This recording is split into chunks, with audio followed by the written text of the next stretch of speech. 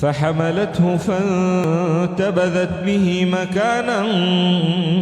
قصيا فأجاءها المخاض إلى جذع النخلة قالت يا ليتني مت قبل هذا وكنت نسيا منسيا فناداها من تحتها ألا تحزني قد جعل ربك تحتك سريا وهزي إليك بجذع النخلة تساقط عليك رطبا جنيا فكلي واشربي وقري عينا فإما ترين من البشر أحدا فقولي إني نذرت للرحمن صوما فلن أكلم اليوم إنسيا فأتت به قومها تحمله قالوا يا مريم لقد جئت شيئا فريا يا أخت هارون ما كان أبوك امرأ سوء وما كانت أمك بغيا فأشارت إليه قالوا كيف نكلم من كان في المهد صبيا قال إني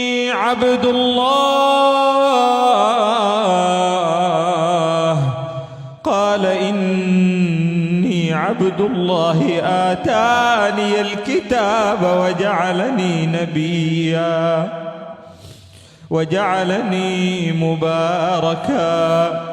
وجعلني مباركا أينما كنت وأوصاني بالصلاة والزكاة ما دمت حيا وبرا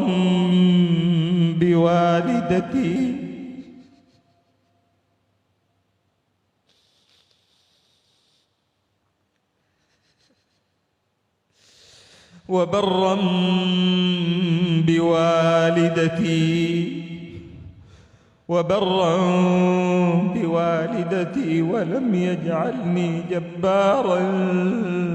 شقيا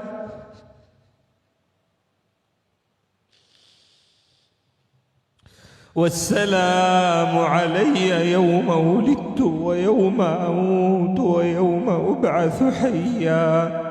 ذلك عيسى ابن مريم قول الحق الذي فيه يمترون ما كان لله أن يتخذ من ولد سبحانه إذا قضى أمرا فإنما يقول له كن فيكون وإن الله ربي وربكم فاعبدوه هذا صراط مستقيم فاختلف الأحزاب من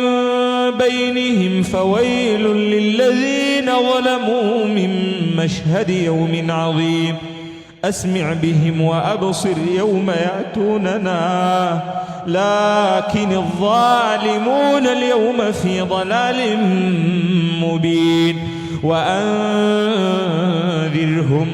وأنذرهم يوم الحسرة إذ قضي الأمر وهم في غفلة وهم لا يؤمنون إنا نحن نرث الأرض ومن عليها وإلينا يرجعون. الله